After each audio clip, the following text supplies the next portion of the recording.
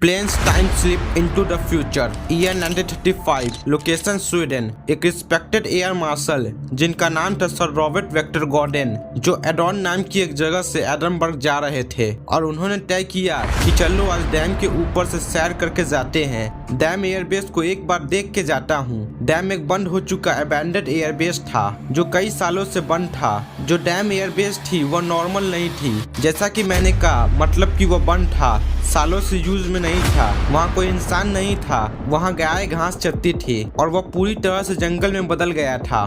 तो जैसे ही वो डैम के ऊपर से गुजर रहे थे और नज़ारा देख रहे थे तो फ्लाइट के बीच में अचानक से तूफान आ गई। तूफान जैसी मौसम हो गई। उसके बाद उन्होंने जो देखा वो अजीब से भी अजीब थी। तूफानी मौसम से अचानक सनलाइट आ गया, मतलब 2 सेकेंड के अंदर बिजली बारिश वाली मौसम धूप में बदल गई।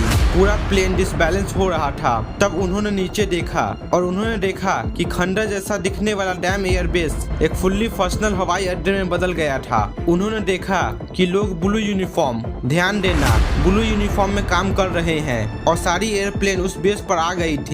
ब्लू यूनिफॉर्म वाले लोग खराब एयरप्लेन को ठीक कर रहे थे। ये नज़ारा उन्होंने देखा। कुछ सेकेंड्स बाद फिर वही बारिश और तूफान आ गई। फिर उन्होंने नीचे अचानक देखा कि वापस वह बेस बंद हुई बेस में बदल गई है।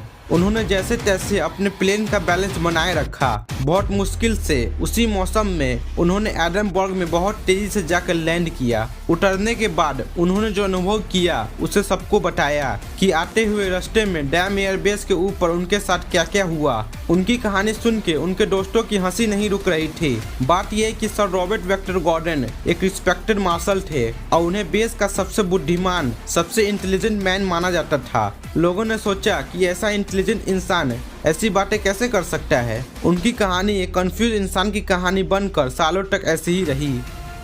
कहानी में ट्विस्ट, ये है वह ट्विस्ट। वह घटना साल 1935 में हुई थी, पर 4 साल बाद यानी साल 1939 में एक अजीब चीज हुई।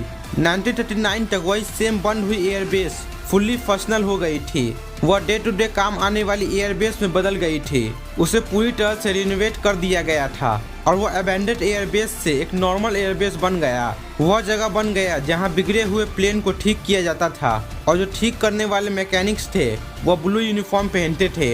एक बहुत वेल सेट एयरबेस बन गया था। पर एक सेकेंड, क्या इसी सीन को सर रॉबर्ट वेक्टर गॉर्डन ने नहीं देखा था? यही तो मिस्ट्री है।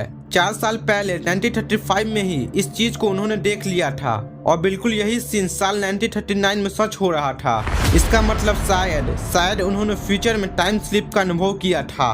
पास्ट में जाने की तो आपने कई कहानियां सुनी होगी, पर फ्यूचर में जाने की जो बहुत कम एक आध के लिए मौजूद है, उनमें से सबसे इंटरेस्टिंग स्टोरी है ये।